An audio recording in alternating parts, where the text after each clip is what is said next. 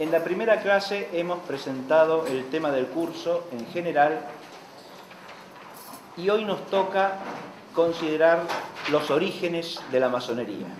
Y la primera aclaración que hago es que mientras al hablar de la esencia de la masonería hicimos pie en doctrina segura de la Iglesia, en enseñanzas que recogimos de los documentos del magisterio eclesiástico, en este tema en particular nos movemos en cambio en el terreno de la erudición histórica.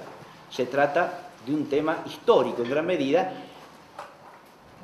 para terminar siendo un tema teológico, y ahí ya vamos a hacer una reflexión o especulación de carácter teológico, pero adviértase que es un tema básicamente opinable este que vamos a presentar hoy. Primera cautela que hago y que hay que aplicar a todo lo que se diga a continuación, porque cuando se habla de los orígenes históricos de un hecho, ustedes saben que la historia es una realidad complejísima y por lo tanto se le pueden escapar a cualquiera que considere el asunto aspectos de la realidad histórica que son relevantes y que no ha tenido en cuenta, o algunos de los aspectos que tiene en cuenta los puede entender de una manera del todo adecuada. De modo que, hecha esta cautela, arranco con el asunto. Vamos a dividir la clase en dos momentos. El primero es la problemática de los orígenes de la masonería y el segundo, las líneas fundamentales acerca de los orígenes. Empiezo diciendo que es una problemática, y no en un sentido cualquiera, sino que es un tema discutido ya desde el siglo XVIII. Voy a empezar haciendo una pequeña lectura de un texto que se llama Le voile levé pour les curieux, o sea, el velo levantado para los curiosos. Esta es una obra escrita a fines del siglo XVIII por un sacerdote francés, el abate Lefranc, que murió mártir en París el 2 de septiembre de 1992, ¿no? Víctima de las persecuciones desencadenadas contra la Iglesia durante la Revolución Francesa. El abate Lefranc escribió esta obra que se publicó poco antes de su muerte. Y todo el capítulo primero de esta obra está dedicado al origen de la francmasonería. Y empieza diciendo así: tanto cuanto los francmasones han hecho de sus orígenes un misterio, más se procura el descubrirlos. Cada uno ha pretendido tener a este respecto su secreto, y sin embargo, este es conocido de muy pocas personas. Todos los discursos que los oradores han hecho en logia sobre los orígenes, los progresos del arte real de la masonería, o no dicen nada esencial, o no tienden más que a extraviar a los curiosos. Los libros impresos, tanto en verso como en prosa, sustituyen la masonería real a la masonería moral, y confundiendo los orígenes de la una con los de la otra, dan continuamente ocasión a confundirse a los lectores poco reflexivos. Este parrafito me sirve como introducción a la afirmación de que es una problemática ya desde el comienzo prácticamente, ¿no?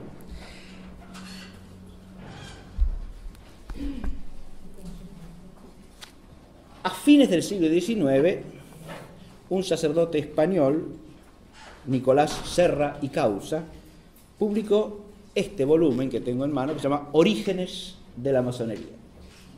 Y aquí el autor hace una sistematización de las tesis que se han desarrollado precedentemente, o sea, a lo largo de los siglos XVIII y XIX, sobre el tema, ¿no? Sobre la cuestión de los orígenes, y divide básicamente las tesis en dos grandes grupos: los que sostienen el origen moderno y los que sostienen orígenes más o menos antiguos, ¿no? Y entonces va considerando luego cada tesis en particular, la hace objeto de un análisis descriptivo y de un análisis crítico también, porque da su opinión acerca de cada una de las tesis, ¿no? En cuanto a los que sostienen origen moderno, desarrolla dos tesis básicamente. Una, que es la que habla del origen en el siglo XVIII, o sea, el origen a partir de la fundación, y otra que habla del origen sociniano. Ya vamos a considerar qué es eso y lo vamos a explicar un poquitito dentro de poco. O sea que remontaría el origen a la segunda mitad del siglo XVI.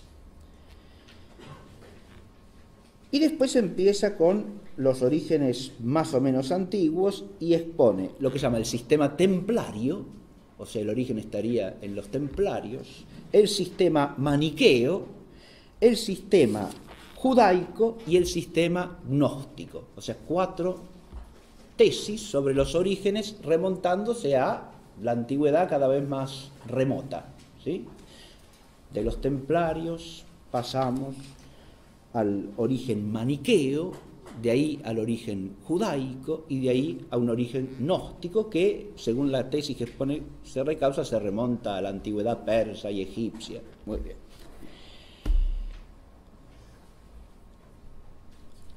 Si queremos internarnos en esta problemática, que ya si uno la toma en la bibliografía se presenta muy abigarrada y difícil, yo creo que hay que hacer primero que nada una serie de distinciones para no caer en confusiones que aparecen en lo que yo he leído casi constantemente. Porque hablar de los orígenes de la masonería es hablar de un complejo histórico que tiene diversos aspectos y no necesariamente todos los aspectos tienen el mismo origen. Pero lo primero que hay que hacer es discernir los aspectos de la complejidad del fenómeno histórico masonería. Y creo que en ese sentido cabe hablar de orígenes de 4 aspectos distintos y que no necesariamente son coincidentes, ¿no? Es decir, las raíces de esos aspectos no necesariamente son las mismas. Los orígenes pueden variar. Primero están los orígenes de la institución, o sea, cuál sería el origen de la estructura logia, ¿no? Y de la asociación de logias que constituyen la masonería. Ese es un problema. Otro distinto, orígenes de la ideología masónica. Porque una cosa es la institución y otra cosa es la ideología al servicio de la cual se crea la institución o que circula a través de esa institución y le da su espíritu, ¿no? Esa ideología a su vez es compleja, como ya lo vimos en la clase pasada. Tiene como uno de sus componentes fundamentales el naturalismo y el racionalismo, y el secularismo consecuente. Tiene otra vertiente fundamental que es la esoterista, o sea, el aspecto gnóstico. En todas las vertientes de la masonería estos dos aspectos se dan juntamente, no necesariamente, porque hay logias y hay corrientes enteras de la masonería que están de un solo de estos lados ideológicos, es decir, o son estrictamente racionalistas, naturalistas, o más bien cultivan el esoterismo bajo algunas de sus vertientes, que a su vez son diversas, porque una cosa es el gnosticismo esotérico de los martinistas, ¿no?, que surgen de la doctrina de Saint-Martin, y otra cosa, las doctrinas esotéricas que se apoyan en el cabalismo, ¿no? Son distintas, son vertientes diferentes. Si uno no distingue eso, ¿cómo hace para hablar del origen de todo al mismo tiempo, desde el punto de vista historiográfico? Resulta una confusión, y cada una de las tesis que se propongan resulta básicamente insuficiente. Un tercer aspecto que hay que discernir son los ritos y los símbolos. Y ahí de nuevo nos encontramos con un mundo complicado. Hay algunos que al hablar de los orígenes masónicos se dedican ampliamente a hablar de cuáles son los orígenes del sistema de los 33 grados y de su simbología. ¿Qué significa o cómo se interpretan los 33 grados? Ahora bien, ese sistema no representa toda la masonería.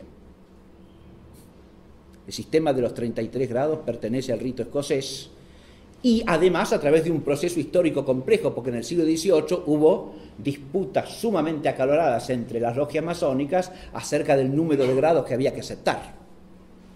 De manera tal que el sistema de los 33 grados no se puede identificar sin más con la masonería. Es un sistema totalmente ajeno al rito de York y a la Logia Unida de Inglaterra, en el que el sistema de los 33 grados no existe.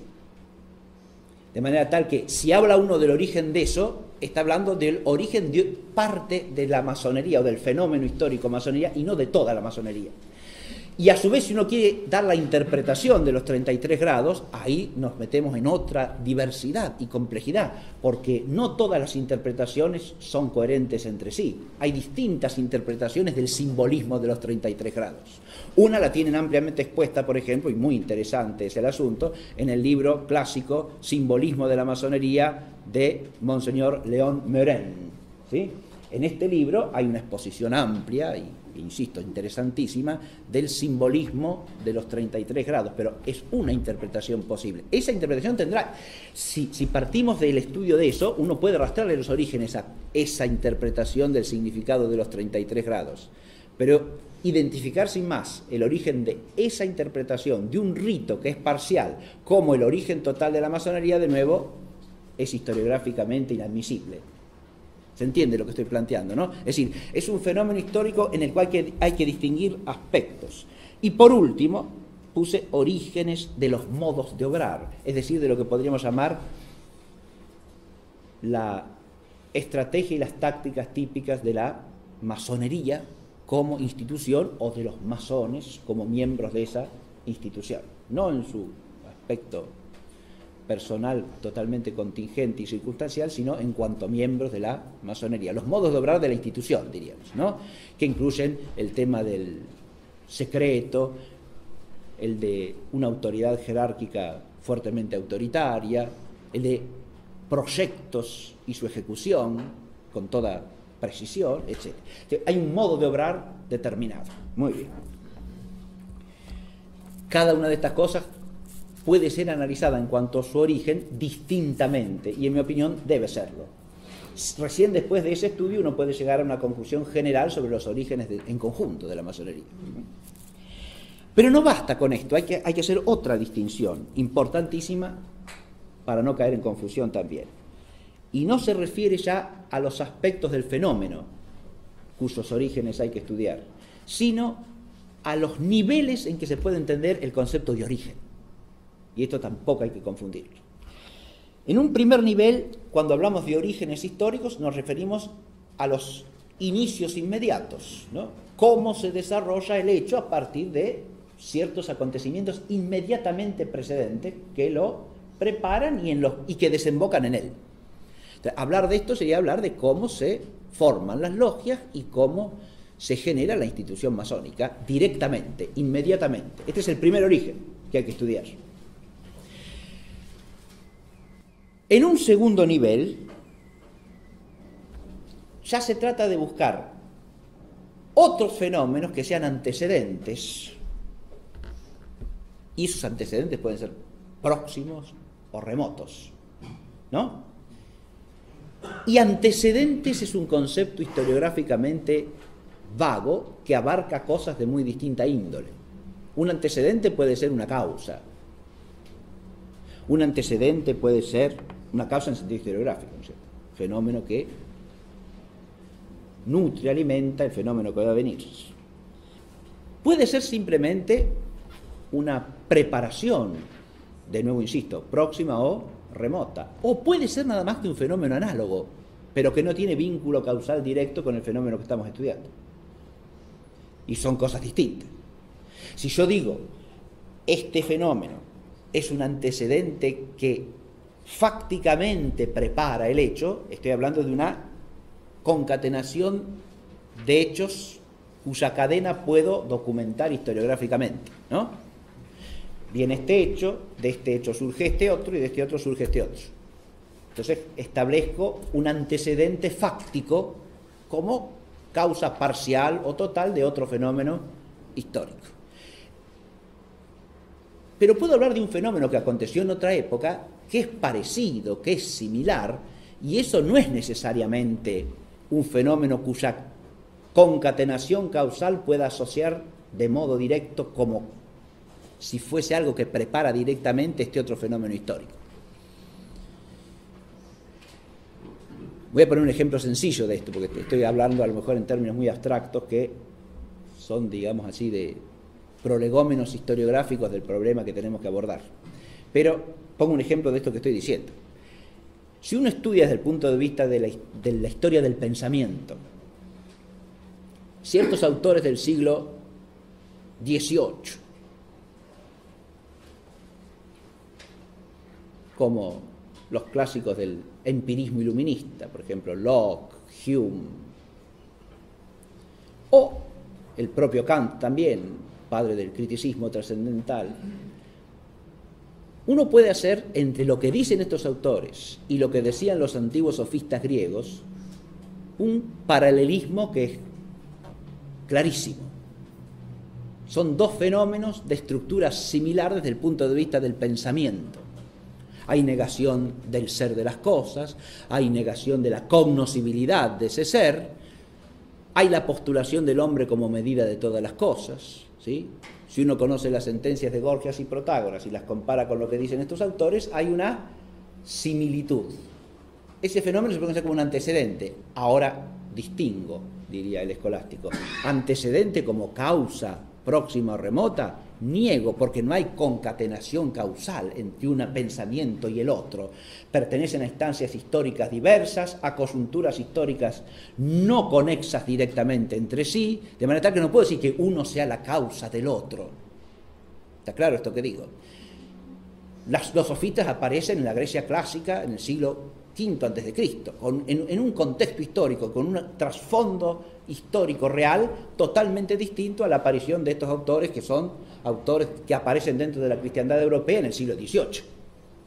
No se puede identificar las dos instancias históricas, ni se las puede considerar la una la causa de la otra.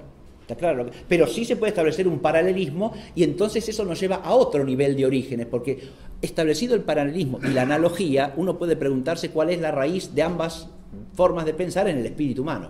O sea, hay algo constante ahí, que es la naturaleza del hombre, ¿verdad? Y uno puede sí plantearse en qué medida esas actitudes de pensamiento no arraigan en raíces que son comunes por ser universales, por ser de toda época, por atravesar la historia en cuanto que acompañan a quien es el sujeto de la historia, que es el hombre. Entonces, una cosa es hablar de un antecedente como causa y otra cosa es hablar de un antecedente como análogo o paralelo perteneciente a otra instancia histórica. Los dos pueden iluminar la comprensión de los orígenes, pero de distinta manera. Pero hay un tercer nivel todavía en que se puede plantear la cuestión de los orígenes. Yo he hecho alusión en este ejemplo a remontarse a la naturaleza humana, y ahí estaríamos haciendo una consideración en parte filosófica, y si hablo de la condición humana tomada en toda su integridad, ya la consideración se haría teológica, ¿no? Y uno podría entender a esa mentalidad sofística o iluminista, de la sofística griega o de la sofística iluminista, como una actitud de huida de la verdad,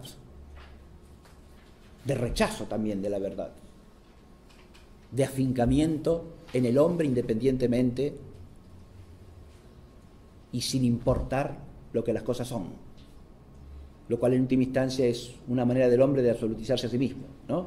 No dejarse medir por lo que las cosas son, sino establecer él el ser de las cosas, como si fuese su autor y su señor. Uno en eso puede encontrar raíces, no solo filosóficamente, digo, antropológicamente, sino también desde un punto de vista teológico. Ahí ya estamos hablando de orígenes en un tercer nivel, y lo mismo cabe para la masonería. Si yo me remonto a las raíces trascendentes del hecho histórico, en este caso en el orden sobrenatural, y teniendo en cuenta también factores de orden natural que quedan asumidos por el misterio, entonces ya nos estamos remontando a los orígenes en un sentido todavía más profundo. ¿Está claro? En otro nivel del sentido de origen. Acá ya la contemplación se hace teológica, que es con lo que vamos a terminar esta clase de hoy. En los otros dos niveles tenemos que estudiar historia, fundamentalmente. Porque si quiero conocer los inicios históricos de un hecho o de un proceso y quiero conocer sus antecedentes próximos o remotos, ¿qué tengo que hacer? Y estudiar historia. No tengo otra vuelta. Hay que estudiar los hechos. Ahora, si voy a una vez conocidos los hechos, puedo hacer una reflexión ya más profunda y más elevada sobre el origen en el sentido trascendente, es decir, cuál es el origen de estos fenómenos en la condición humana, en la naturaleza del hombre y en la relación del hombre con Dios, iluminada desde la fe y desde la razón. Ahí la reflexión se hace teológica. Cuando llegamos a esta tercera instancia, llegamos al origen primero, diríamos así, pero un origen en otro nivel, en otro plano, no en el plano de lo fáctico. Bueno, hasta aquí los prolegómenos, ¿no? Y ahora pasamos, sí, a aplicar este esquema de discernimiento que he hecho al tema de los orígenes de la masonería. Voy a empezar por los orígenes institucionales, o sea, de la masonería como institución. Lo primero que nos sale al cruce acá son los orígenes falsamente alegados, en general por los propios masones. De eso trata, a continuación del parrafito que yo leí, el libro de Lefranc, ¿no? Lefranc hace un catálogo de lo que los masones presentan como sus propios orígenes. ¿Y a dónde remontan sus orígenes? Lefranc dice con mucho acierto que sostienen una pluralidad y variedad de versiones, a cuál más disparatada. Pero cada una de ellas tiene una función, o sea, lo dicen por algo y para obtener cierto fin práctico.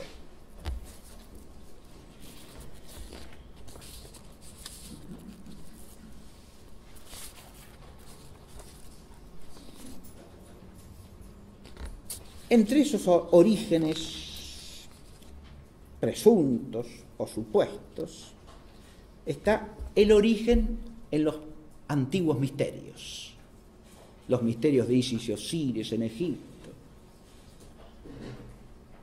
Hay algún autor que habla de los misterios de Ceres también. Son misterios del paganismo antiguo, ¿sí?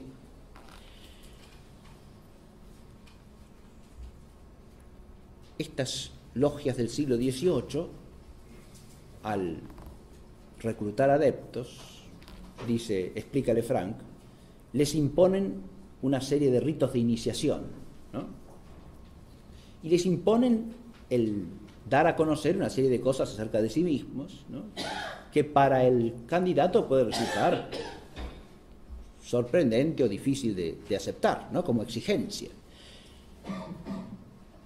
Para darle fundamento y prestigio a esta requisitoria, ¿de qué se valen?, dice Lefranc, de la afirmación de que este modo de procedimiento no lo han inventado caprichosamente, sino que se remonta a la más venerable antigüedad en todas las asociaciones mistéricas, ¿no? y afectan a todo tipo de rito de iniciación, como los que se usaban en el antiguo Egipto, que son nuestro antecedente, ¿no es cierto? Pongo este ejemplo para que se advierta en qué consiste lo que dije de entrada que sostiene Lefranc, ¿no? Tendríamos entonces una versión, otro tipo de afirmación que circula. Lefranc acá no hace más que recoger a una diversidad de autores del siglo XVIII, ¿no? que pertenecen a la masonería, como el señor Guilmen, que es el que cita en relación con esto de los orígenes mistéricos, ¿no? Y otro origen, ya todavía más remoto, si se quiere, porque nos lleva directamente al paraíso, ¿sí? Según otro origen, la primera tenida masónica se habría tenido en el paraíso mismo, cuando Dios creó a Adán y a Eva. ¿sí? ¿Por qué? Y porque al crear al hombre, Dios lo iluminó con toda la luz de la razón. Y esa luz de la razón es la que estamos recuperando hoy día, ¿no? Y nos reunimos como estuvieron reunidos ellos al comienzo. Fíjense ustedes. Muy bien. Acá se confunden el origen histórico con el origen trascendente, ¿no? Se advierte, si se fusionan las dos cosas en una unidad, según una interpretación racionalista de la Sagrada Escritura, racionalista e iluminista. Muy bien. Otro origen postulado es el origen céltico, druídico. Nuestro origen está en los druidas. ¿Bien? Como los druidas reconocemos un ser supremo, al que rendimos honor, lo defendemos. Prohibimos discutir materias de religión y de política, como los druidas. Fíjese, como los druidas. Acá ya caemos historiográficamente, obviamente, en el absurdo de explicar lo más conocido por lo menos conocido. Porque si alguien dice que sabe algo con certeza sobre los druidas, que muestre las fuentes realmente, porque bien, alguna cosita muy somera se puede saber, pero ningún detalle como estos que se pretenden acá, ¿no? Pero claro, aprovechan eso que es desconocido y que se puede manipular de una manera pseudomitológica para decir que el origen está ahí, ¿no? En algo oscuro, que tiene cierto prestigio de misterio, ¿no? O al que le dan ellos ese prestigio, o al que se lo ha dado algún autor de pocos siglos anteriores, cuyas citas ellos recogen para afirmar que ahí está su origen, ¿no? Otro es que descienden de los antiguos sacerdotes egipcios. El misterio, voy a leer un poquito de Lefranc, el misterio de sus ceremonias, de sus sentimientos, ha sido figurado por la Esfinge, que los sacerdotes de Isis tenían costumbre de poner ante la puerta de sus templos, imitando los usos de toda la antigüedad y copiando los sentimientos de todos los filósofos. Los francmasones pueden decirse verdaderamente cosmopolitas y hacer remontar sus orígenes hasta donde quieran. Este tipo, otra versión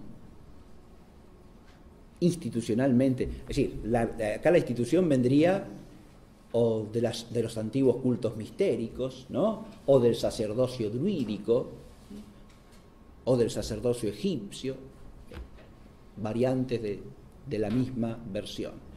Pero el otro origen que se postula en la propia literatura masónica del siglo XVIII y posterior, y hasta el día de hoy aparece en algunos textos, es el origen en los gremios de constructores. Nuestra institución no es otra cosa que el desarrollo directo y continuo de los gremios de masones, ¿no? Es a lo que aludió de entrada Lefranc cuando dice la confusión entre la masonería real y la moral, ¿no? O como se llama la operativa o de oficio y la espiritual o doctrinal, ¿no? Que es la que estamos analizando. Bien. Pero claro, ¿cómo se asocian las logias de la masonería del siglo XVIII con los gremios de albañiles, de constructores? Bueno, ¿cuál es la versión más común? La gente que se dedicaba durante siglos, y en lo que se llama la Edad Media, al oficio de construir, entre los gremios se destacaron totalmente como un gremio aparte. ¿Por qué? Porque eran gente, primero, muy estimada por sus conocimientos. Segundo, muy bien pagada por quien los contrataba. Gozaban de una suerte de mayor libertad social y de prestigio que les permitía realizar actividades que otros gremios no podían realizar.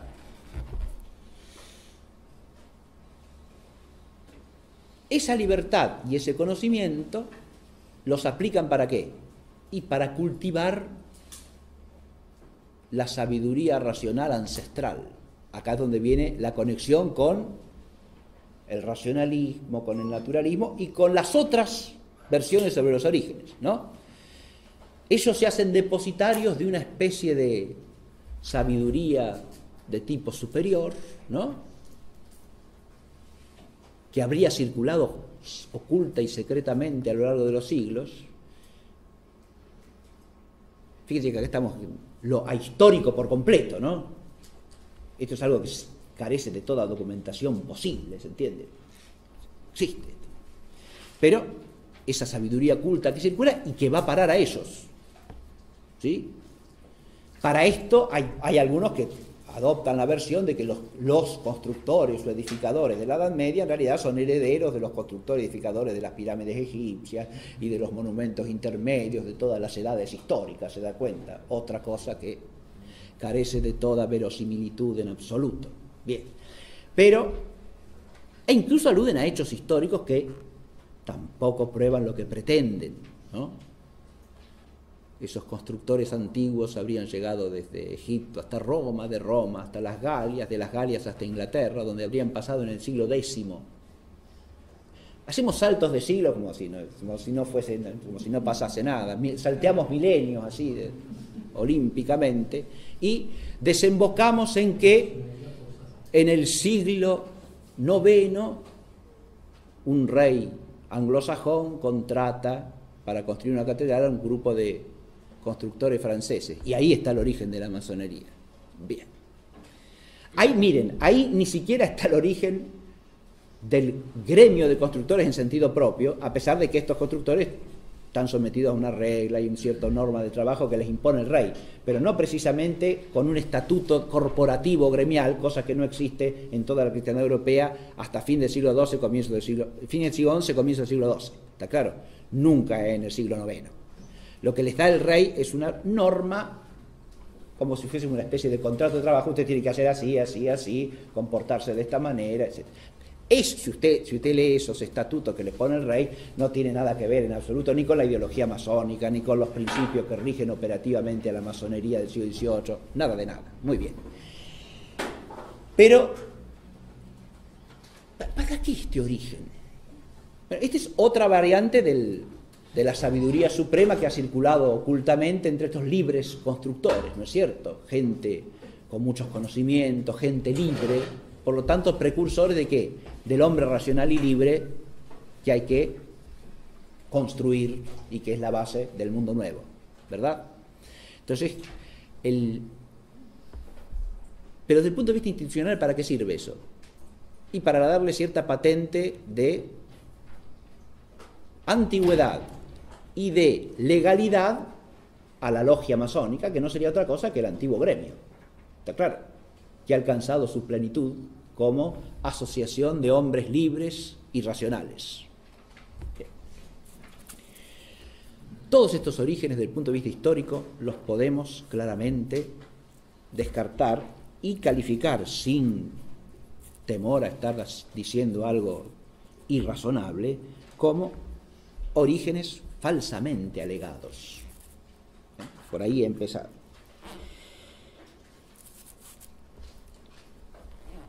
Si uno quiere entender los orígenes de la institución desde un punto de vista histórico, no hay más que buscar los documentos, ¿no? Ya la clase pasada hemos hablado de la fundación de la Logia Unida de Inglaterra, ¿no? Porque precisamente eso es lo que da ocasión a la conmemoración de los 300 años, ¿no?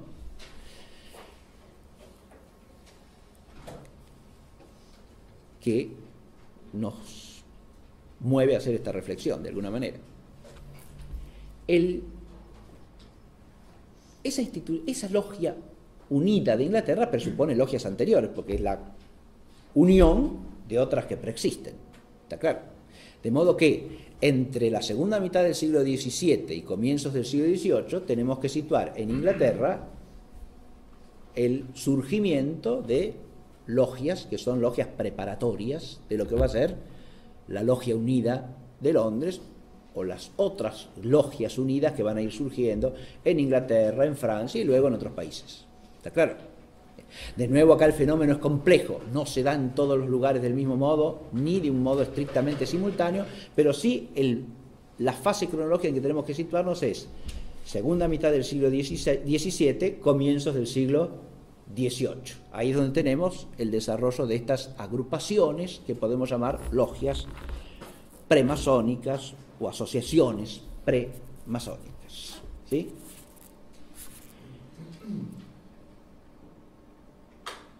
se trata siempre de asociaciones, por todo lo que nos consta documentalmente, fruto de una libre iniciativa de ciertas personas, imbuidas de una ideología bien definida, que es la ideología masónica. De modo tal que el origen institucional y el origen ideológico no se pueden separar. ¿Está claro lo que digo? Cuando uno estudia el origen institucional está vinculado directamente a una ideología, porque lo que liga a estas personas es una cierta manera de pensar común, a pesar de que después ad extra digan que admiten a personas de distinta religión, de distinta forma de pensamiento. Esa es parte de su manera de pensar, porque relativizar todas las religiones forma parte de esa manera de pensar. Cuando digo una manera de pensar, estoy diciendo esto, ¿sí? La ideología masónica en toda su contextura. Esto es lo que los liga, esto es lo que los vincula. Por lo tanto, el origen de la institución hay que remontarlo, insisto, al origen de la ideología. Hay un caso que vale la pena analizar, aunque más no sea brevemente, en relación con los orígenes masónicos, porque se lo suele mencionar mucho, y es lo que se llama los Rosacruces, ¿no?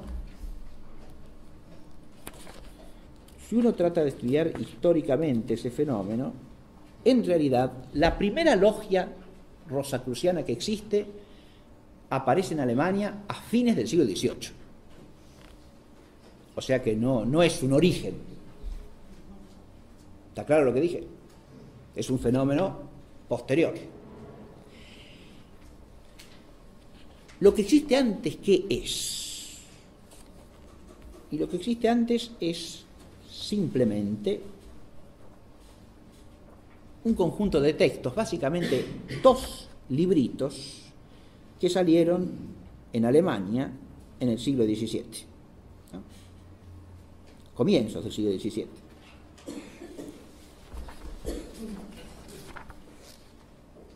¿Qué son esos libritos que salen en Alemania? En el primero, que se conoce con el título de Fama, porque se ve la fama de la asociación de los Rosacruces, en ese primer librito, de lo que se trata es de un tal Christian Rosenkreuz, que habría nacido en 1378, muerto a la edad de 106 años, que había descubierto en Arabia, en Egipto y en Marruecos secretos maravillosos. Vuelto a Alemania, acabó sus días en un eremitorio entregado al cuidado de los enfermos. Según el librito, su tumba acababa de ser descubierta, y sobre las puertas se pudieron leer estas palabras: yo me abriré dentro de 120 años, y el cuerpo encontrado tenía en las manos un librito cuyo epílogo comenzaba así: semilla hundida en el corazón de Jesús. Antes de su muerte,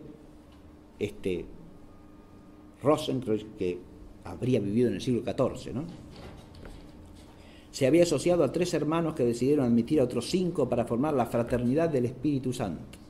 Todos hicieron voto de virginidad. Desde entonces la fraternidad siguió reclutando miembros en secreto y cada año en fecha fija se reunían en la morada del Espíritu Santo. En ese año de 1604 habían debido dar a conocer a algunos hombres elegidos por Dios la eterna verdad teofrástica y divina, esto es cita textual, milagrosamente reservada hasta ese día.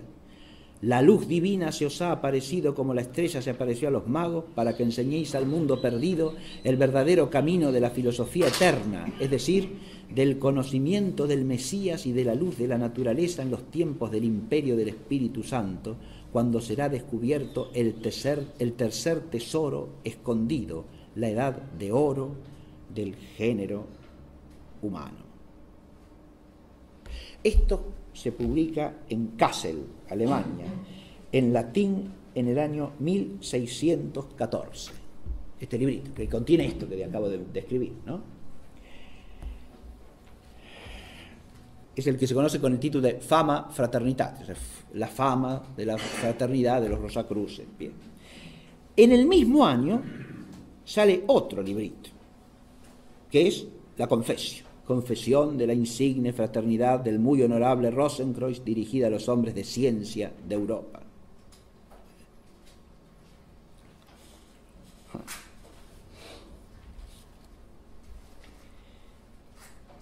Este ya es una exhortación a unirse a las ideas dominantes o principales de la fraternidad, ¿no?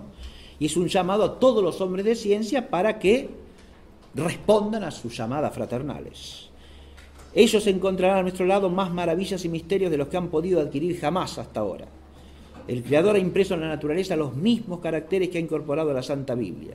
En los tiempos pasados el mundo apenas los ha vislumbrado, pero ya se aproxima la hora en que va a poder, una vez dormida la borrachera, bebida en el cáliz del veneno y de la somnolencia, marchar delante del nuevo sol que se levanta, con el corazón abierto, la cabeza descubierta, desnudos los pies en la alegría y el gozo. Bien. Saltar de la existencia de estos textos a la existencia de una fraternidad de Rosacruces es historiográficamente primero un problema, y yo diría, y es la opinión de los investigadores más serios del asunto que yo he consultado, es una cosa historiográficamente inaceptable. No hay tal cosa como una fraternidad de los Rosacruces. Es nada más que una ficción literaria del autor de estos libros, que en principio los libros salieron anónimos, no hay autor, ¿sí? Esto ya es un problema, ¿ven? Porque cuando se publican las cosas anónimamente hay que preguntarse por qué, por lo menos, ¿no? ¿Por qué el autor no se hace cargo de lo que dice, ¿no? La mayoría de los historiadores coincide en decir que el autor de los dos libritos fue Johann Valentin André, un pastor protestante alemán, antes de ser pastor, mientras era estudiante en Tübingen, ¿sí? Él es el autor probabilísimo de los dos opúsculos. Él mismo después sostuvo que él no los había escrito. ¿Está claro? Él negó la paternidad de los libros, pero escribió otra cosa que tanto ideológicamente como estilísticamente tiene tal parentesco, ¿no? Que los que estudian críticamente los textos dicen que es prácticamente una declaración de que fue él el autor de los otros dos libritos, ¿sí? Ese otro libro que publicó después, 2 años después, en 1617, se llama Las bodas químicas.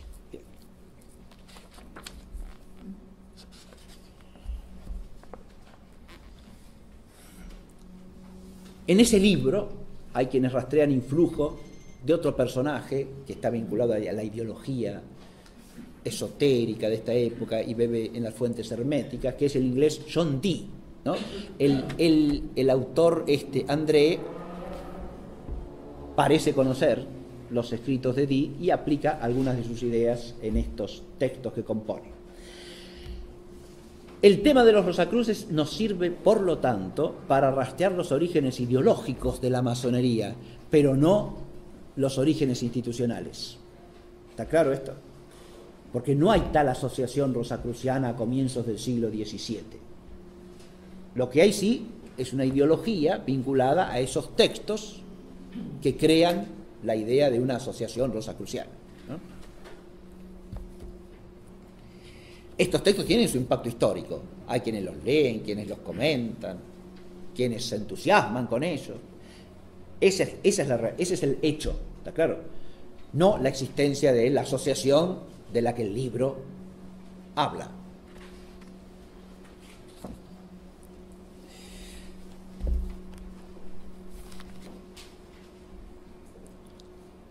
Si uno quisiese precisar un poco más sobre los orígenes institucionales, ya tendría que hacer estudios documentales, básicamente sobre las constituciones, ¿no?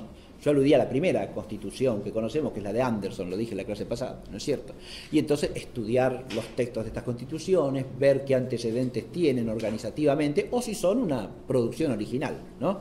Porque en realidad, como dije, toda la institución va a estar forjada o formada como vehículo de una ideología y de la acción ligada a esta ideología. Por lo tanto, su normativa no necesariamente desciende de la de otra institución. y mucho menos de los gremios de albañiles y constructores, ¿no? Bien. Segundo origen que cabe tratar entonces son los orígenes ideológicos. Este es el tema fundamental, el más denso, el central, creo yo.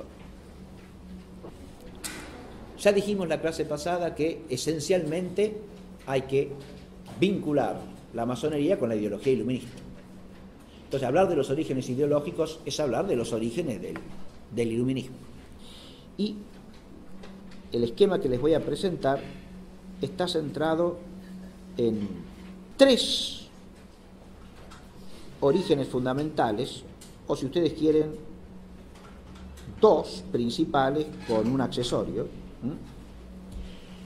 porque el primer origen que hay que tener en cuenta es el origen protestante.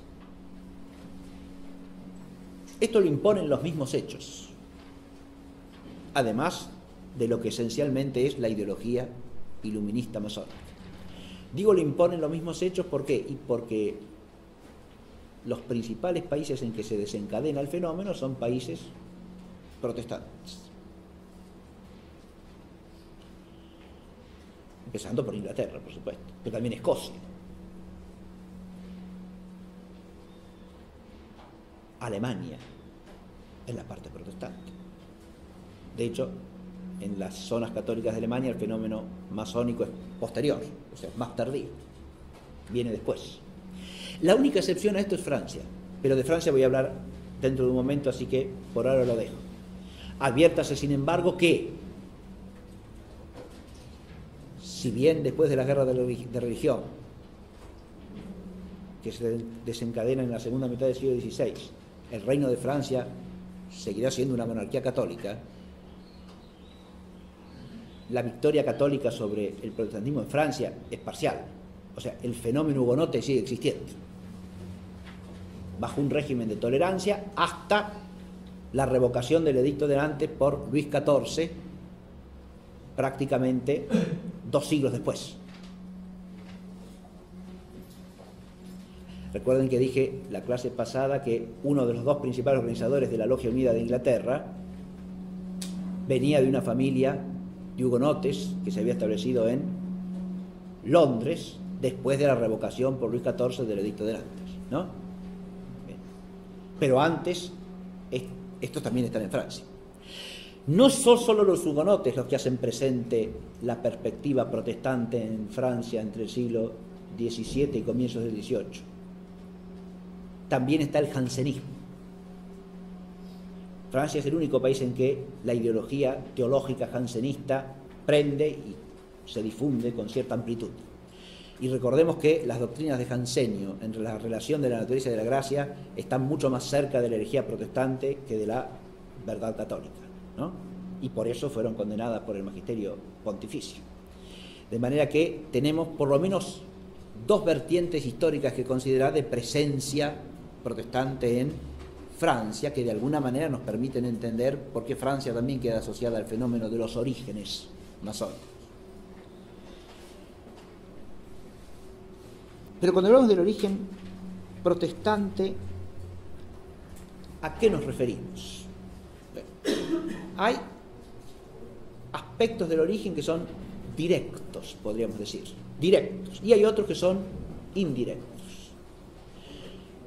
Cuando hablo de origen directo me refiero a que hay ideas y actitudes del protestantismo que preparan directamente la ideología iluminista. ¿Cuáles son estos? En primer lugar, lo que podríamos llamar los rechazos protestantes, ¿sí? O también los odios protestantes para con, primero, la Iglesia y la jerarquía apostólica.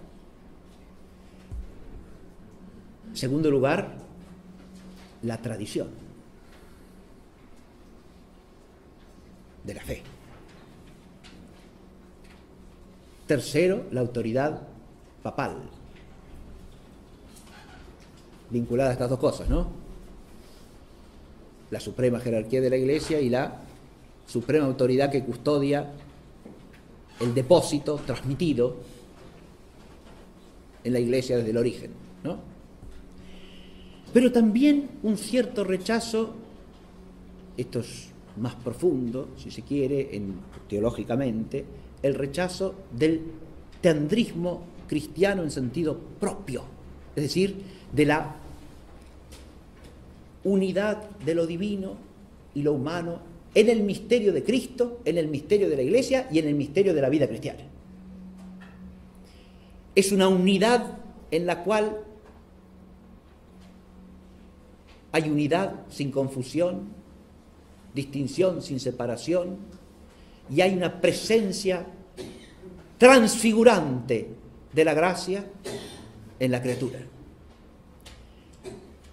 Todo eso es de algún modo visceralmente rechazado. ¿Por qué doctrina protestante? Por el extrinsecismo de la salvación. Es decir, el don de la gracia no opera la transfiguración del hombre en hombre nuevo, sino que es simplemente una cuestión judicial de aplicarle la gracia misericordiosa de Cristo al hombre, pero sin que éste se transforme en lo más mínimo. De ahí viene también el odio a todas esas realidades que son específicamente cristianas en la vida social, como son la vida monástica, por ejemplo, los votos de vida religiosa, ¿no?, que implican la presencia transfigurante de la gracia en medio de los hombres. ¿Todo esto que el protestantismo rechaza, lo rechaza también el iluminismo o no? Ciertamente que sí. Y en este sentido hay una preparación directa. Preparación directa en cuanto el protestantismo elimina, niega, rechaza toda una serie de elementos vitales de la tradición cristiana que también serán objeto de rechazo siempre y sistemáticamente por la masonería. Esa es la conexión directa.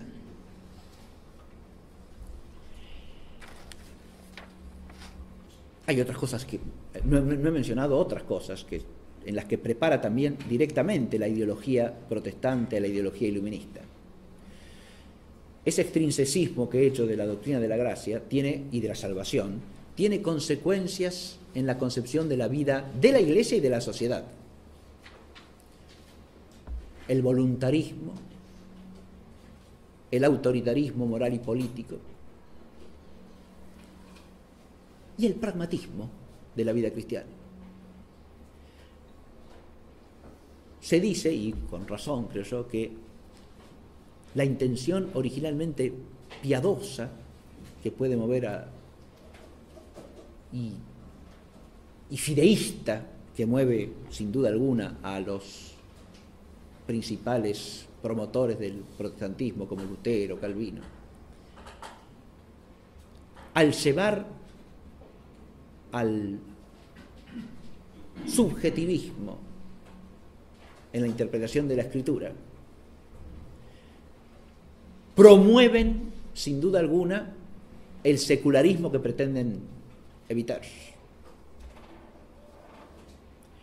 porque o llevan a una piedad meramente subjetiva o llevan a una lectura racionalizante de la Escritura por carecer ¿de qué? De principio de autoridad que regule el misterio de la fe. Por lo cual, si cada quien lo termina interpretando a su manera, o lo interpreta de una experiencia puramente subjetiva, pseudomística, o lo interpreta con la sola razón. Pero hay otro aspecto en que promueve el secularismo. Si la realidad concreta de la vida humana no se puede transformar según la gracia, los hombres ¿de qué nos tenemos que ocupar? Y de las cosas del tiempo, de las cosas prácticas de la vida material, porque el hombre no tiene poder para otra cosa. Eso es exaltado hasta como signo de humildad, ¿está claro? Buscar el perfeccionamiento del espíritu es soberbia. En cambio, contentarse con las tareas de la vida práctica material, que no implican de ninguna manera la fe, ¿no? Eso es humildad. Hay una ideología acá que prepara, insisto, el pragmatismo y lo que podríamos llamar el exitismo típico de la mentalidad secularista e inmanentista del iluminismo. Sobre esto se podría hacer un curso completo, ¿se entiende? Porque es un tema complejísimo y habría que analizar en cada uno de estos aspectos con rigor, en los orígenes protestantes, en el desarrollo ulterior, en la actualidad. Bien. Las variantes de matiz entre las distintas sectas, luteranos, calvinistas, anabaptistas, etc., ¿no? Pero hay orígenes indirectos también. El protestantismo no solo prepara directamente la ideología iluminista, ya sea por el enemigo que se tiene enfrente, que es común,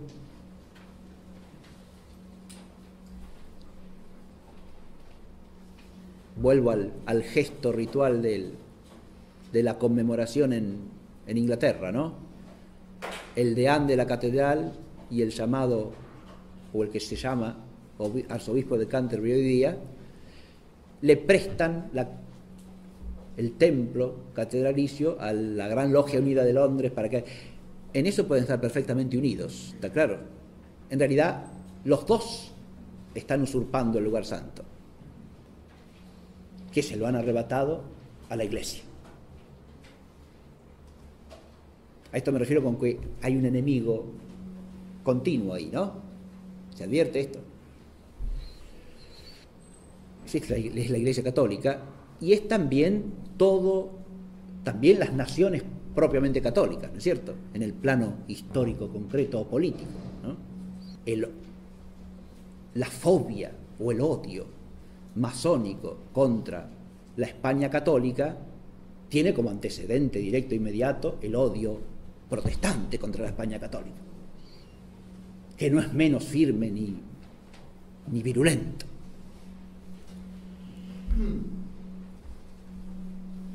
Pero además hay una forma espiritual preparatoria. A eso me he referido con el extrinsecismo en la concepción de la salvación, con el pragmatismo y el voluntarismo. En eso no he profundizado, pero a lo que me quiero referir es a un desvío de matriz nominalista que en el luteranismo y en el calvinismo se arraiga profundamente, y es la idea de que lo que hay que obrar es lo que está mandado, no porque sea bueno, sino simplemente porque está mandado.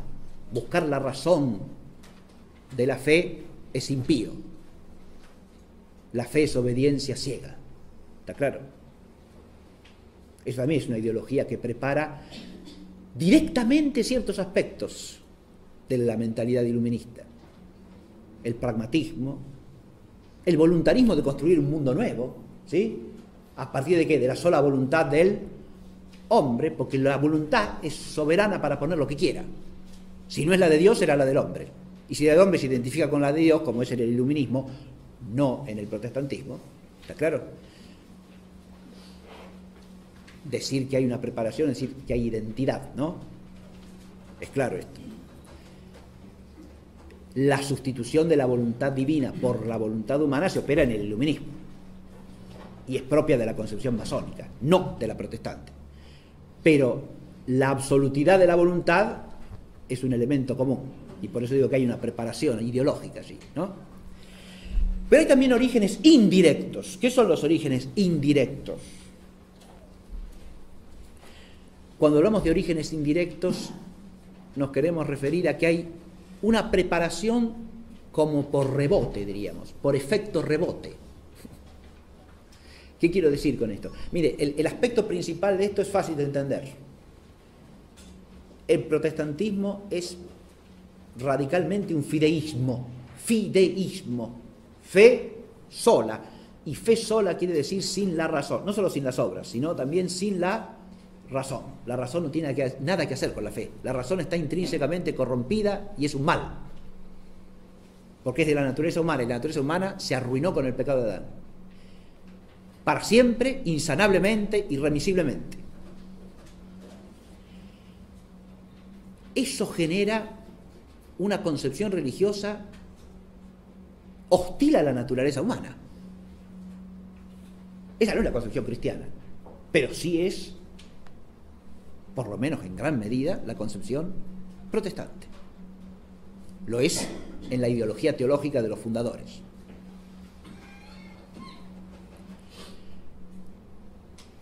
¿Eso qué genera? La reacción racionalista. ¿Está claro? Si la fe y la razón no pueden ir juntas, o me quedo con la fe sola, o desecho la fe y me quedo con la sola razón. ¿Está claro? Este fenómeno se va a producir a lo largo de los siglos XVII y XVIII en la medida en que surjan mentalidades para las cuales la fe no es otra cosa que un mal para el hombre, porque destruye a la naturaleza humana, es hostil a la naturaleza del hombre, implica que la razón tiene que ser siempre sofocada, acallada, eliminada del juego, ¿no? Entonces, si quiero ser hombre, tengo que dejar de tener fe. Eso es un efecto de rebote, y en este aspecto también el protestantismo, no directamente se ve, sino por contradicción, por contraposición, ¿no?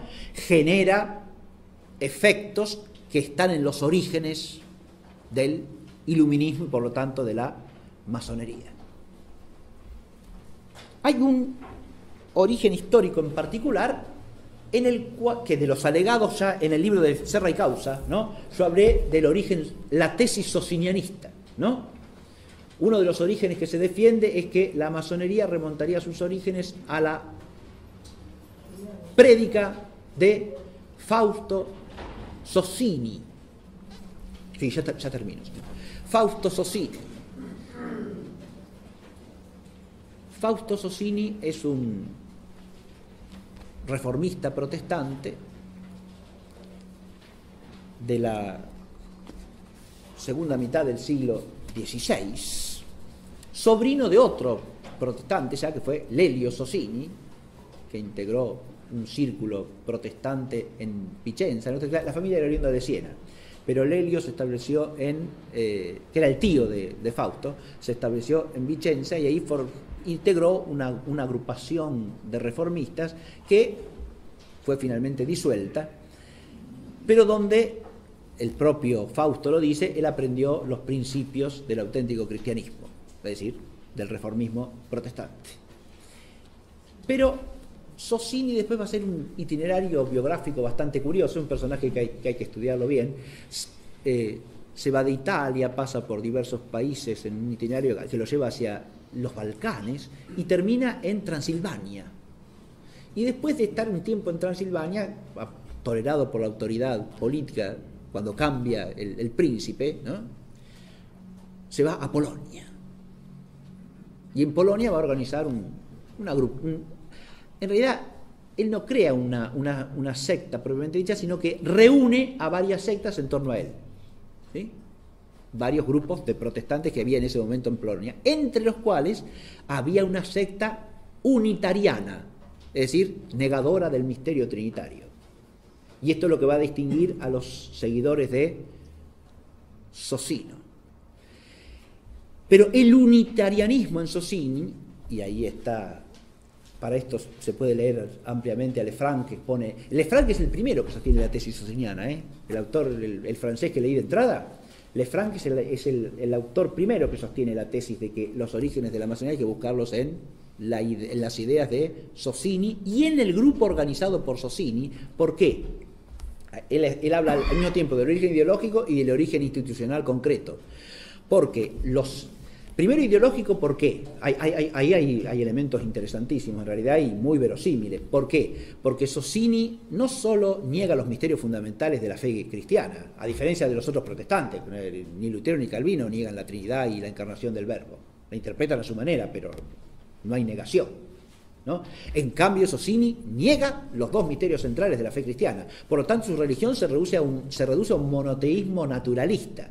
Y en el fondo, Socini al mismo tiempo promueve una especie de tolerantismo universal de todas las religiones, ¿no? Que terminarán enseñando fundamentalmente lo mismo. Porque los distintos credos, según Socini, no son más que una invención humana, ¿no? Y lo que importa es reconocer que hay un Dios y servirlo racionalmente. Ahí ya tenemos un germen claramente vinculable con la ideología iluminista, ¿verdad? El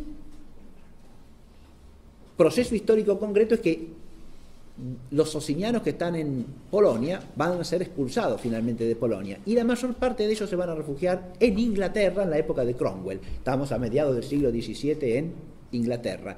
Y fíjense ustedes, estos socinianos no pueden predicar en Inglaterra su doctrina propia, porque van contra la fe anglicana, por supuesto, está claro. Son antitrinitarios. Niegan, por lo tanto, la divinidad de Jesucristo. También. ¿Sí? Entonces se asocian a otras sectas protestantes que tienen un modo de vida parecido y circulan ocultas entre ellas. ¿Está claro? Sin declararse lo que son. Ahí estaría, según Lefranc, el origen del secretismo masónico también. Se advierte. Hago notar que no tenían que hacer lo mismo en ese momento histórico y en la segunda mitad del siglo XVII, y adelante en Inglaterra, los judíos que retornan a Inglaterra después de haber sido expulsados en la época de Ricardo Corazón de León. El judaísmo no tiene que esconderse en Inglaterra en esa época. Está amparado por la ley. ¿Sí? En cambio, estos socinianos sí. Tienen que recurrir al secretismo, a esconderse. ¿Se entiende esto, no? Bien. Acá hay un origen interesante que hay que tener en cuenta, por lo menos como parte de los complejos orígenes de la masonería. Sí. Bueno, voy a tratar de resumir así a vuelo de pájaro lo que queda, ¿no? Ya estamos llegando a la hora, sí, un poquito más de una hora. Este primer origen hay que complementarlo con las raíces que llamo aquí ideológico-formales, ¿no? Porque acá tenemos, como ya dije de entrada, la ideología iluminista implica una mezcla de sofística y de gnosticismo. Con la sofística, ¿a qué me refiero? Al aspecto destructivo de la ideología iluminista, sus negaciones, ¿no? Se niega lo sobrenatural, para empezar, ¿no? Y es objeto de burla cualquier referencia a lo sobrenatural. Se niega el alcance metafísico de la inteligencia y, por lo tanto, el ser mismo, el conocimiento del ser de las cosas. Basta recordar aquí a Hume, al que cité también al comienzo, como un típico sofista del siglo XVIII, que decía que hay que suprimir, hay que quemar todos los libros de teología y de metafísica que andan dando vuelta por las bibliotecas de Europa. ¿Está claro? Eso es un principio. Fíjense, uno lo puede entender en un sentido primariamente ideológico, eso, no hay que suprimir eso, ¿no? En el pensamiento. En varias instancias posteriores se lo entenderá en un sentido literal, ¿no? La Revolución Francesa quemó bibliotecas enteras, ¿no? Destruyó gran parte del tesoro bibliográfico que existía en Francia. Arrasó con abadías que tenían bibliotecas magníficas, ¿no? O sea que ahí el consejo de Hume se aplica literalmente. Hoy día a veces también se aplica, ¿sí? Estos libros viejos, ¿para qué sirven? Y se los manda a la calle, no se los quema, pero se los tira a la basura, ¿sí? Porque ya están pasados de moda, por ejemplo, ¿no? O porque ya nadie los lee. Es una manera de suprimir tradición de sabiduría ya por desidia, por incuria y hasta a veces por ignorancia, simplemente, ¿no? Pero no necesariamente por hostilidad ideológica, pero a veces también. Tenemos... ¿Y el gnosticismo por qué? Porque esta mentalidad pretende ser sustitutiva, y acá viene otro origen indirecto. El protestantismo ha creado un problema en Europa. Este es el otro origen indirecto que no mencioné. Uno es el de fideísmo versus racionalismo. Pero hay otro origen indirecto, que es el que tiene que ver con la división de Europa en materia religiosa.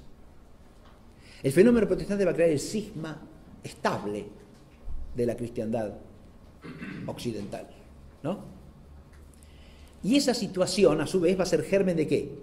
Si ahora la fe no nos une, tenemos que buscar un principio distinto a la fe que nos una. Es el tema que está en la raíz de la Unión Europea hasta el día de hoy. ¿Está claro? No es un tema superado ese. ¿Qué es lo que nos une? Ya la fe no, toda la fe la mandamos al cesto de la basura, o la relativizamos, la ponemos, es una cosa, cada quien tenga la que quiera, lo que importa es que nos una otra cosa, llamémosla la razón, llamémosla la democracia, llamémosla el interés económico, la defensa del estado del bienestar y del derecho, lo que usted quiera, ¿sí? Pero no es ya la fe. ¿Se entiende esto? El iluminismo va a venir como una respuesta a este problema, ¿sí? Un problema en el cual hay que encontrar un sustituto de la fe. Porque la alternativa, ¿cuál es? La alternativa es la única vía real. La alternativa es, o la opción, la otra opción respecto de esto, es aceptar el hecho de la división. Los que estábamos unidos ya no podemos estar unidos, hasta que Dios quiera. ¿Está claro? Pero la operación sustitutiva de la unidad implica poner otra cosa en el lugar de la fe. ¿Está claro? Ahí está la raíz de la mentalidad iluminista y la raíz del poner al hombre en el lugar de Dios también. Porque poner a la sola razón en el lugar de la fe y del orden sobrenatural es poner al hombre en el lugar de Dios. Y en última instancia, hacer del hombre el objeto supremo del culto del hombre. Esto está en la raíz también del iluminismo. ¿Está claro? Otra raíz ideológica que hay que tener en cuenta ya no tiene nada que ver con el protestantismo. O mejor dicho, va a influir a su vez en el protestantismo, pero no es de matriz protestante, y es el joaquinismo. Yo la clase pasada lo mencioné, alguien me preguntó de qué se trataba, dije lo trato en la clase próxima. Algo voy a decir. El joaquinismo es una visión teológica de la historia. Joaquín de Fiore fue un abad calabrés del siglo XII, monje, ¿no? Involucrado en la reforma monástica cisterciense. Este monje y abad calabrés escribió una serie de textos teológicos, comentarios a libros de la Escritura, lo más famoso es su comentario al Apocalipsis, y tiene también un tratado sobre la Trinidad. Pero lo más destacado del pensamiento de Joaquín de Fiore es su concepción de una tercera edad de la historia que recién ahora está comenzando, de la historia sagrada, que es la edad del Espíritu Santo. Está la edad del Padre, está la edad del Hijo,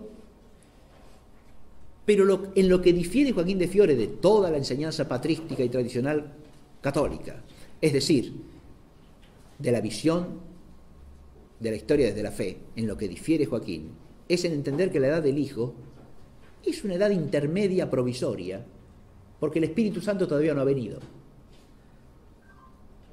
Está por venir, va a venir ahora. Adviértase que es una negación de la plenitud del misterio realizado en Cristo, ¿no? La iglesia que fundó Cristo es provisoria, va a venir una iglesia superior y mejor, en la tercera edad. El evangelio que reveló Cristo es provisorio, viene un evangelio definitivo y más perfecto, y viene ahora. Adviértase que esta concepción implica una visión de la historia salvífica totalmente ajena a la fe cristiana, ¿no? Y que crea el horizonte de una religión más perfecta por venir, que está llegando ahora. La tercera edad, que es la verdadera edad del Espíritu. Hasta ahora el Espíritu no vino. Pentecostés no fue. ¿Está claro? Fue un anuncio nada más de lo que vendría después, que todavía no vino y está viniendo ahora, llega con nosotros. ¿Se entiende? Ahí tenemos la tercera edad. La mentalidad joaquinista va a tener sus transformaciones a lo largo del tiempo, no podemos hacer la historia acá del joaquinismo ni en nuestro tema. Eso lo ha hecho muy bien Henri de Lubac en esta obra, la posteridad espiritual de Joaquín de Fiore. Este es el tomo 1 y tiene otro tomo un poquito más gordo que este, ¿sí? Así que pueden leer, está bien historiado el asunto. Pero a nosotros lo que nos interesa es la transformación que sufre la concepción joaquinista entre los siglos XVI y XVII, que es lo que llama de Lubac la secularización del joaquinismo. ¿Qué quiere decir eso? Que esa visión, que es originariamente teológica, a través de una serie de autores, se va haciendo inmanentista. De modo que la edad del espíritu es la edad del hombre. El espíritu habita en el hombre o el espíritu es el hombre mismo. ¿Está claro? Se va inmanentizando y secularizando esa tercera edad. Esto es un proceso que él va describiendo en todos los autores intermedios, desde Postel en el siglo XVI, ¿no?, hasta los autores del siglo XVIII como Dom Deschamps, Lessing, pero estos ya son posteriores a los orígenes de la masonería. Hay otros que son anteriores y son muy interesantes. Jacob Böhme, Swedenborg en Suecia, ¿no?, Oettinger en Alemania. Bien. Toda una serie de autores que van elaborando un joaquinismo inmanentista, podemos decir. ¿Está claro?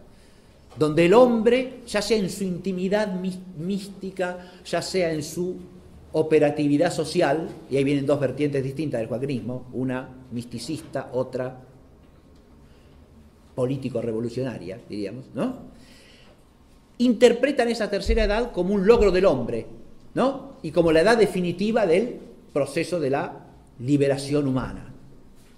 ¿Está claro esto? A veces en un tono que es impresionante. Deschamps es un benedictino francés que apostata de la fe, ya es un autor de mediados y segunda mitad del siglo XVIII, pero Don Deschamps anticipa claramente a Hegel, por ejemplo. El ser y la nada son lo mismo. Todo es nada y nada es todo. Por eso postulamos el rianismo, dicho en francés, el nadismo sería. Cuando lleguemos a entender que todo es nada, habremos alcanzado la auténtica liberación. Bien. Fíjense ustedes que, y la razón es lo que ocupa el lugar de la fe, explícitamente, en Don Deschamps. Bueno, ahí tenemos el término de un itinerario histórico que es perfectamente posible estudiar, y esta concepción del modernismo, porque acá lo que se postula es una edad última, que sería la edad nueva, moderna, la de hoy día, ¿no? Y esa edad es la superación de todo lo anterior y es la verdadera edad salvadora. Esa secularización de la tercera edad de Joaquín es inseparable de los orígenes iluministas. ¿Está claro? Es otro de los fermentos y de los orígenes históricos innegables de la mentalidad iluminista. Este joaquinismo secularizado.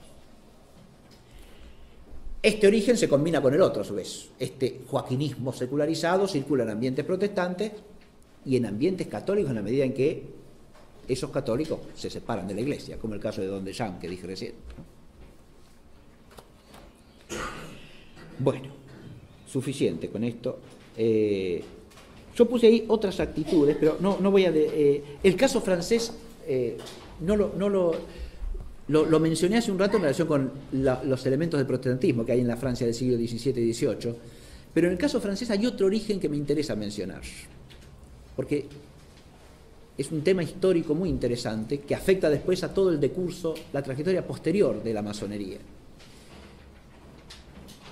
Hay otro aspecto que opera en la Francia del siglo XVII, XVIII, como un fermento de mentalidad iluminista, indirecto, no directo, que es lo que podríamos llamar la idolatría de la nación. El anteponer el bien propio y particular del reino de Francia al bien de la cristiandad. Eso es un tema histórico que se puede estudiar claramente desde Francisco I hasta Luis XIII y Richelieu, que serían los adalides supremos de esa actitud. ¿Está claro? ¿Por qué? Porque ahí hay una exaltación del hombre por encima de Dios también, ¿no? ¿Se entiende? Hay una exaltación de algo humano y temporal, de la propia nación, sobre el mismo bien salvífico. Ahí hay como un cansancio de lo sobrenatural, si se quiere, que lleva a anteponer algo humano a algo divino. Uno puede decir, bueno, no, pero el pensamiento nacional o nacionalista es un antídoto contra la masonería. Momentito, Hay que discernir si con pensamiento nacional se refiere al auténtico patriotismo cristiano como virtud, se concede perfectamente. Si se quiere decir una ideología que hace idolatría de la nacionalidad, eso no solo no es opuesto a la elementaria iluminista, sino que viene de ella.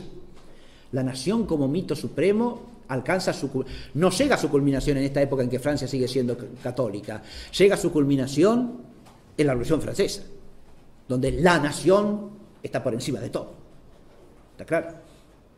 Es de alguna manera la divinidad. Un autor francés llamado, un gran historiador francés actual, Jean de Viguerie, ha escrito recientemente un libro que se llama Las dos patrias, donde presenta muy agudamente este conflicto entre el concepto católico de patria y un concepto inmanentista de patria que viene en última instancia del iluminismo. El romanticismo y sus nacionalismos como reacción contra el iluminismo está en gran medida afectado por la concepción iluminista de nación también, atención. Y yo dije que, fíjese, la masonería ha manejado siempre este tema como le conviene. Exalta naciones o las denigra según la nación signifique una tradición católica, que a España hay que destruirla, por ejemplo, o hay que exaltar separatismos españoles como nacionalismos porque cooperan a la destrucción de España, por ejemplo. Pero hay nacionalismos que son indiscutibles, ¿sí? El francés, el norteamericano, porque esos son los que encarnan el progreso de la humanidad, porque se identifican con la ideología iluminista, ¿verdad? Bien, este es un tema que también habría que reflexionar profundamente. Hay naciones enteras que deben su unidad nacional a la masonería, como Italia, y ahí se produce un efecto de rebote, que es una especie de, si la masonería nos ha dado la unidad, y bueno, algo bueno debe tener, ¿no? Si usted, ahí de nuevo, fíjese, ahí se produce un problema, un conflicto real, ¿no? Pero, bueno, basta, suficiente con eso. Y termino ya, Hay origen de los ritos y del simbolismo, hay orígenes de los modos de obrar, hay orígenes de cada símbolo. Miren, entrar en eso es entrar en un berenjenal, ¿sí? Yo iba a dar algunos ejemplos ahora, pero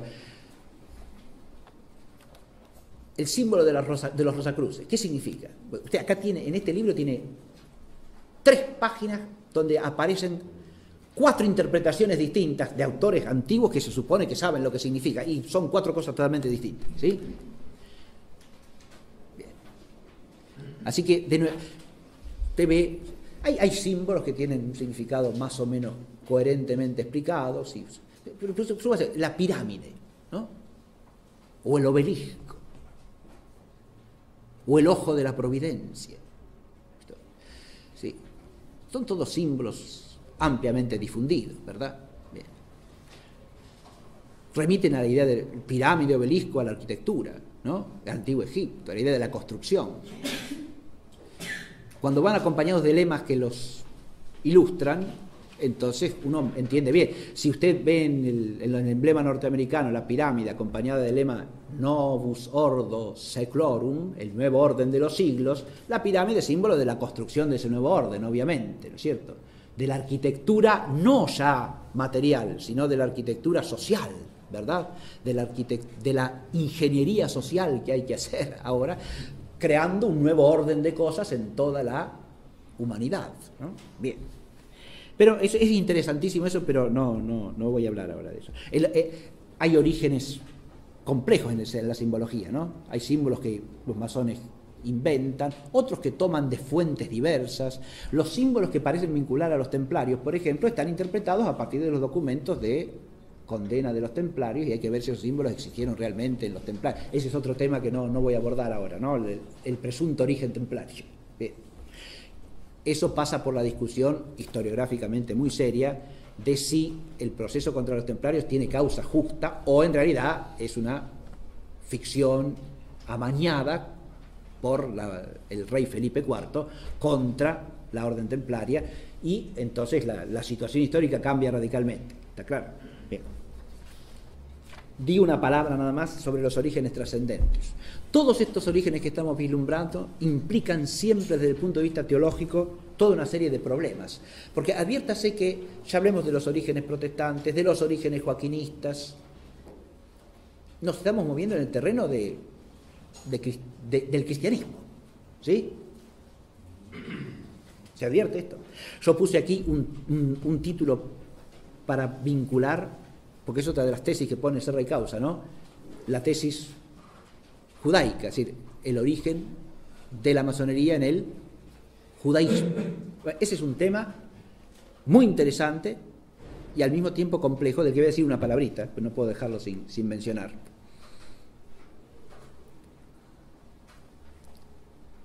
Fenoménicamente hay dos cosas que uno puede estudiar con toda claridad. Uno, ciertos influjos judíos en el origen y desarrollo de la masonería. En algunos aspectos existen con claridad, por ejemplo, el influjo que tiene el gnosticismo cabalístico, ¿no?, en ciertas formas de interpretar los ritos masónicos o los símbolos masónicos. Es un fenómeno que se puede estudiar claramente. De ahí a saltar al origen judío de la masonería en su conjunto, eso no parece, a mí por lo menos no me parece historiográficamente razonable. Sobre todo porque hay que tener en cuenta un fenómeno inverso. Existe el fenómeno histórico del influjo del iluminismo en el judaísmo, lo que se llama la Haskalah, el judaísmo iluminista. Este fenómeno es de mediados y segunda mitad del siglo XVIII, o sea, es posterior al origen histórico de la masonería, no antecedente. Y genera dentro del propio judaísmo, sobre todo el judaísmo estrictamente talmúdico anticabalístico, ¿no?, reacciones sumamente adversas, porque lo ven como una traición y como una apostasía y como un fusionarse con el mundo no judío. ¿Se entiende lo que digo? La Haskalah judía es reprobada por cierta parte del judaísmo. O sea que el fenómeno es complejo. Dicho esto, si uno ya va a la cuestión de la analogía entre el judaísmo y la masonería o el iluminismo masónico, ahí ya sí uno puede analizar teológicamente el problema, porque las dos cosas implican ¿qué? El rechazo del misterio de Cristo y de la salvación en Cristo. ¿Está claro? De modo distinto, cada uno en su propia instancia, pero los dos implican lo mismo. Y de ahí que no es casual que haya cierta relación fáctica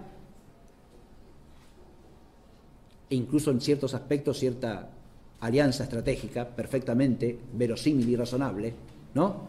Porque hay un adversario común.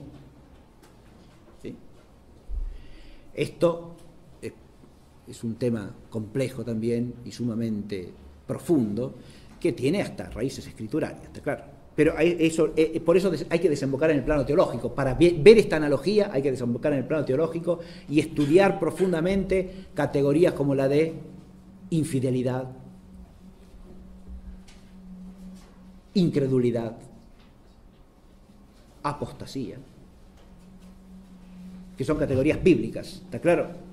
Idolatría, porque en el rechazo de la plenitud de la revelación todas estas cosas convergen. ¿Está claro lo que digo? La infidelidad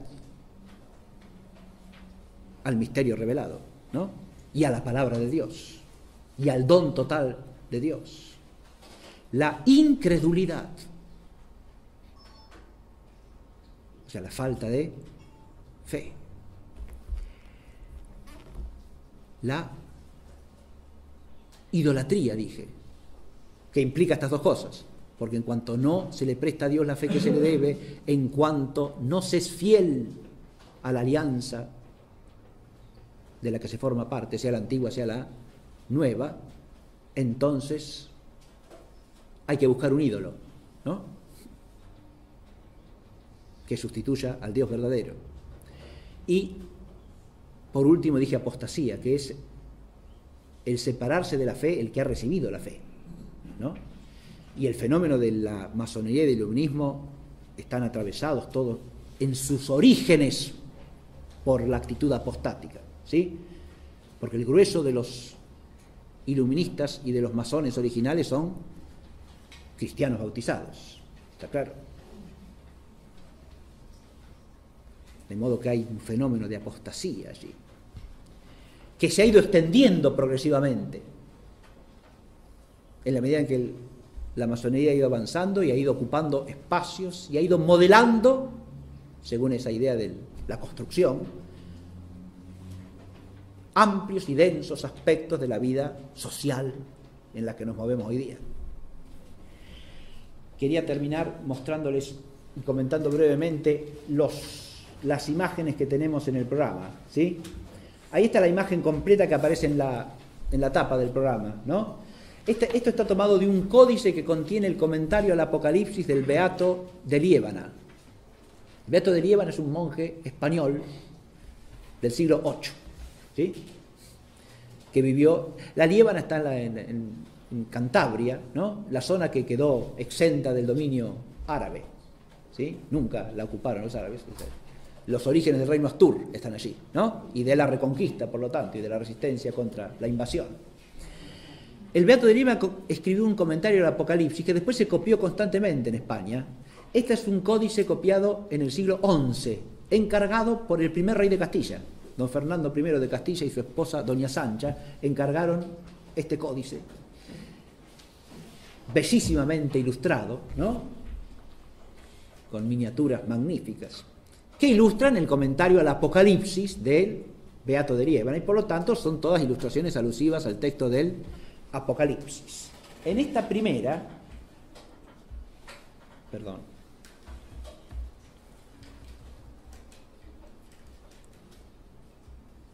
me está faltando acá. Lo que se ve en la primera, o sea, la parte izquierda de esta imagen, ¿no? Que es la que se ve aquí. Acá es una ilustración a doble página, ¿no? Diríamos, en el códice. Bien, la mitad izquierda es lo que está en la tapa, ¿verdad? Que representa el famoso pasaje del Apocalipsis de la mujer vestida de sol, con la luna bajo sus pies y una corona de 2 estrellas sobre su cabeza, ¿verdad? Que según el comentario del Beato, que siguen esto a los santos padres más antiguos, representa a la Iglesia.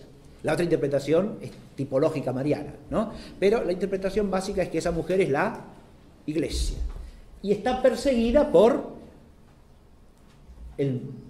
la bestia, ¿no es cierto?, que tiene, como ustedes ven, sí, claro, todas sus cabezas en el dibujo, ¿no? Y la mujer tiene la luz, el sol, en su vientre, ¿no? Porque da luz a un hijo, ¿sí? Y luego tiene que refugiarse en el desierto. Ustedes la ven acá bien, ahí está la imagen, no se ve del todo clara, pero acá ven perfectamente a la mujer como toda cubierta de lodo mientras se refugia en el desierto, ¿no? Si yo leo el texto del Apocalipsis, si ustedes van al Apocalipsis van a tener la clara referencia de lo que es esta imagen, ¿sí? Yo se los voy a leer brevemente. Esta sola,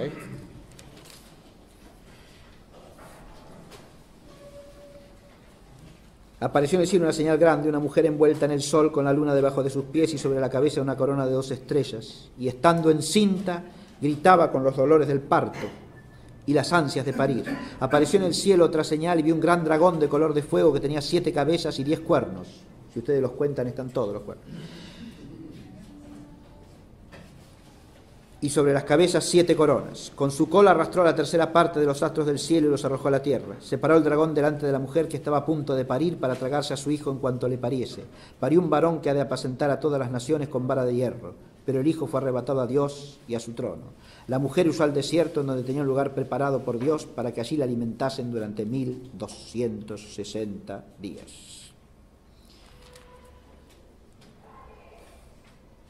Y después, más adelante, en el mismo capítulo 12, se lee: la serpiente arrojó de su boca detrás de la mujer como un río de agua, parecer que el río la arrastrase, y por eso se la ve acá ennegrecida, cubierta por las aguas fangosas, ¿no?, que arroja el dragón sobre ella en la persecución, allá abajo, ¿no? Esto representa, por supuesto, la lucha entre la Iglesia y el mal a lo largo de la historia. Y en las otras dos imágenes chiquitas que tienen en la contratapa, tienen en la miniatura de abajo representada la adoración de la bestia, ¿no? La adoración de la bestia, que nos remite al capítulo 13 del mismo libro del Apocalipsis. El otro es el 12. Y en el 13 se habla de cómo los hombres se postran delante de la bestia y la adoran, ¿no? Y aquí tenemos la adoración de la bestia. Vi cómo salía del mar una bestia que tenía 10 cuernos y 7 cabezas, y sobre los cuernos 10 diademas, y sobre las cabezas nombres de blasfemia. Era la bestia que yo vi semejante a una pantera, y sus pies eran como de oso, y su boca como la boca de un león. Dióle al el dragón su poder, su trono y una autoridad muy grande. Y la adoraron todos los moradores de la tierra, cuyo nombre no está escrito desde el principio del mundo en el libro de la vida del Cordero degollado. Es la adoración de la bestia, ¿no? Y por último, la victoria del Cordero, ¿sí?, que está representada en esta tercera miniatura. Aquí lo vemos al Cordero campeando en un cielo de estrellas que representa su gloria y su victoria sobre la serpiente antigua que está derrotada abajo, ¿no es cierto?, ¿no? Y las figuras emblemáticas sí representan a los reyes de la tierra, después de la batalla final, que quedan desmembrados para que los coman las aves rapaces, ¿no es cierto? Y la doble figura de la bestia, ¿no es cierto?, que está allí tendida en derrota. Estas tres miniaturas nos presentan un marco teológico, espiritual, del conflicto, ¿no es cierto?, en el que hay que visualizar esta presencia de la ideología iluminista y de la masonería en la historia. Porque no podemos desprender esta presencia de un combate contra la fe y contra la Iglesia del misterio total, ¿no?, de la lucha entre el reino de Dios y sus adversarios. Y contemplar desde este punto de vista implica primero el temblor ante el misterio, y con esto termino, porque el formar parte del misterio en la fe es un don. Y el don de la fe es inmerecido y es inmerecible. De modo que ante esa realidad uno no puede hacer más que estremecerse, ¿no? Si hay algo de lo que no podemos vanagloriarnos, ni tenemos derecho a vanagloriarnos, es de el don de la fe. Lo cual significa que tenemos que tener siempre una actitud de profunda humildad al respecto, ¿no? Pero esa humildad no va reñida, sino al contrario, con un lúcido discernimiento desde la fe, porque el don hay que aplicarlo. No podemos ni contemplar las cosas sin fe, ni vivirlas sin fe, si tenemos recibido el don. Tenemos que esforzarnos por vivirlo. Y vivirlo quiere decir pensar según ese don y obrar según ese don, ¿no? Por lo tanto, no tenemos que ruir ni el discernimiento, ni el combate, como leíamos el otro día en el texto de San Pablo, para el cual tenemos que armarnos con la armadura de Cristo, ¿no? Por eso, esa actitud de temor y temblor, que es también actitud de misericordia, sin duda alguna, para con aquel que se aparta del don de la fe, ¿no?, implica ese amor combatiente que busca esclarecer y que busca también iluminar, no con una luz fingida que viene de nosotros mismos, sino con esa luz trascendente que por gracia de Dios y por su amor hemos recibido. Con esto termino la clase de hoy y les pido disculpas porque me he extendido demasiado, hice un esquema demasiado amplio, creo, pero me parece que si uno adopta el tema de la problemática de los orígenes desde una perspectiva simplista, puede contribuir más a la confusión que a la dilucidación de este asunto, ¿no? Así que, bueno, Será hasta la próxima, si Dios quiere.